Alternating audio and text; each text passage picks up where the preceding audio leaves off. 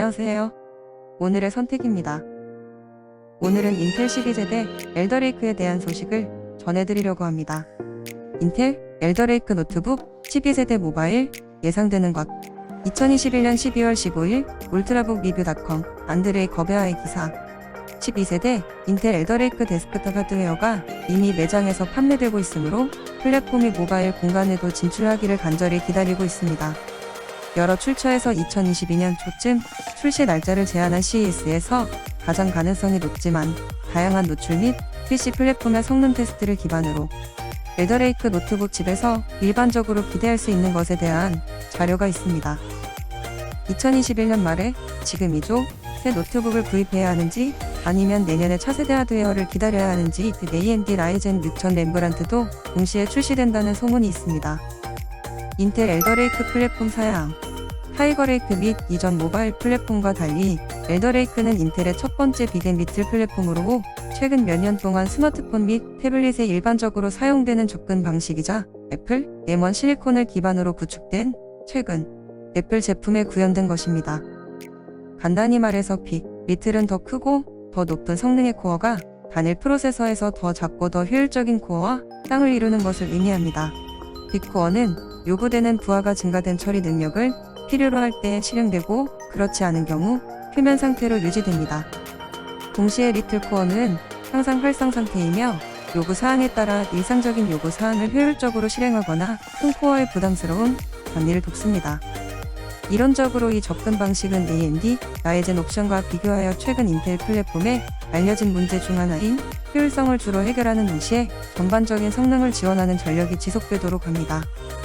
IPC 코어당 성능은 라이젠 5000 세전 플랫폼보다 11세대 타이거레이크 칩에서 문제가 되지 않았지만 높아진 전력 수요로 인해 인텔은 AMD가 프로세서에 주어진 전력 범위 내에서 할 수 있는 것보다 적은 수의 코어만 사용할 수 있었습니다.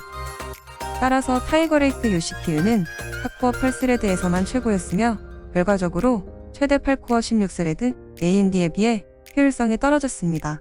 엘더레이크를 사용하여 인텔은 여전히 제한된 수의 빅코어를 사용했지만 각 스몰코어 클러스터로 보완했습니다.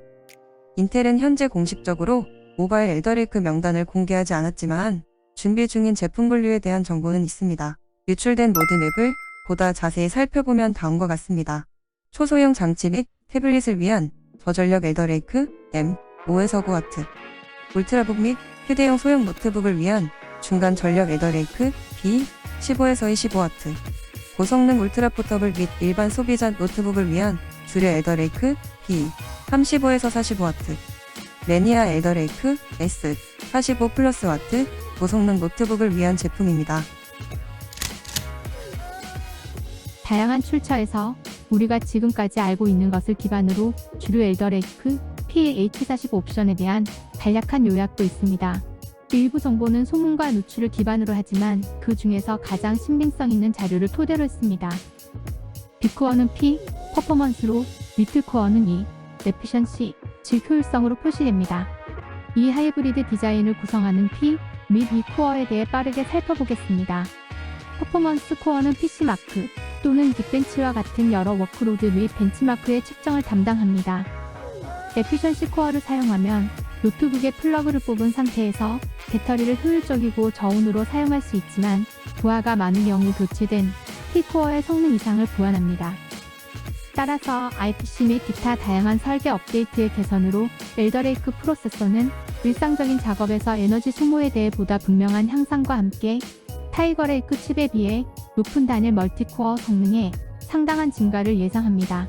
일상적인 사용과 부하가 높은 성능, IPC가 증가하고 처리 능력이 추가됨에 따라 일반적으로 엘더레이크 노트북이 일상적인 사용과 멀티태스킹에서 매우 빠르게 느껴지면서 훨씬 더 효율적으로 실행될 것으로 기대할 수 있습니다.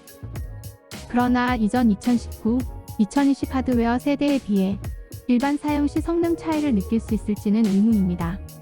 효율성 부분은 배터리에서 훨씬 더 긴 런타임으로 해석되어야 하고 연결되어 있는 동안 더 시원하고 조용하게 작동해야 하므로 매일 사용하는 조용한 수동 냉각이 점점 더 많은 2022 노트북에서 표준이 되기를 바랍니다.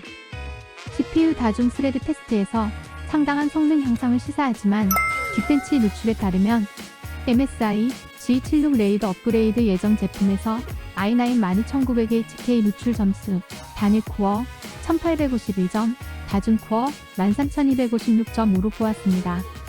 이에 비해 현재 i9 11980HK G76 레이더는 싱글 코어 1650점, 멀티 코어 만점을 기록하므로 단일 코어가 15% 더 높고 다중 코어가 30% 더 높은 결과를 볼 수 있습니다. 정말 인상적이겠지만 멀티코어 점수에 대해서는 회의적입니다. 또 일부 제품에서 i7 12700H에 대한 딥벤치 노출이 있습니다.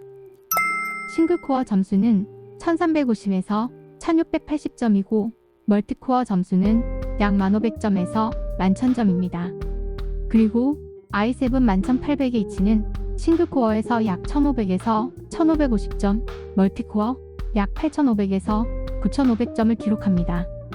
이는 엘더레이크와 타이거레이크 주류 코어인 i7 간의 10에서 15%의 차이를 나타냅니다. 데스크탑 K칩에 대해서는 많은 리뷰에서 더 많은 답변을 찾을 수 있지만 엘더레이크 K칩은 모바일보다 더 많은 퍼포먼스 코어를 제공합니다. 위에서 언급한 MSI G76 노트북은 전력을 100W 이상 지속 기능을 갖춘 풀 사이즈 노트북이므로 나중에 나오더라도 최상급 노트북의 수치일 것입니다. 엘더레이크 게이밍 성능. 엘더레이크 노트북은 게임에서 CPU 병목 현상이 거의 발생하지 않을 것으로 예상하기 때문에 병목 현상이 심한 게임에서는 엘더레이크의 업그레이드된 성능 체감을 예상합니다. 하지만 엘더레이크에서 지속적인 워크로드 및 CPU 벤치마크보다 게임 성능 증가의 폭이 훨씬 작습니다. 그러나 잠재적으로 더 높은 지속 클럭과 DDR5 메모리로의 전환에 의해 제공되는 추가 대역폭의 조합은 측정 가능하고 눈에 띄는 방식으로 일부 게임에서는 성능 향상의 폭이 더 클 수도 있습니다. 데스크톱 i5가 모바일 코어 i7 및 i9과 유사한 6개의 빅코어와 8개의 리틀코어 아키텍처이기 때문에 이러한 결과는 특히 흥미로웠습니다. 여기까지 전해드릴 소식이었습니다. 12세대 엘더레이크의 빅앤 리틀 조합은 아시는 분들은 아시겠지만 윈도우 11에서의 활용도가 더 높을 수밖에 없을 것으로 보입니다. 윈도우 10은 리틀 코어도 빅 코어처럼 사용하기 때문이죠. 가장 기대되는 것은 성능 향상보다는 AMD와 인텔의 단합처럼 느껴지는 가격이 아니라 경쟁으로 인한 좋은 가격이 책정되었으면 하는 점입니다. 그리고 병목 현상이 줄어든다는 점과 DDR5로의 업그레이드로 기대하시는 분들도 많겠지요. 아마도 데스크탑보다 노트북 DDR5 램의 성능의 향상이 클 것으로 기대만 하고 있습니다. 그럼 영상 여기서 마치겠습니다. 구독과 좋아요 부탁드리고 시청해주셔서 감사합니다.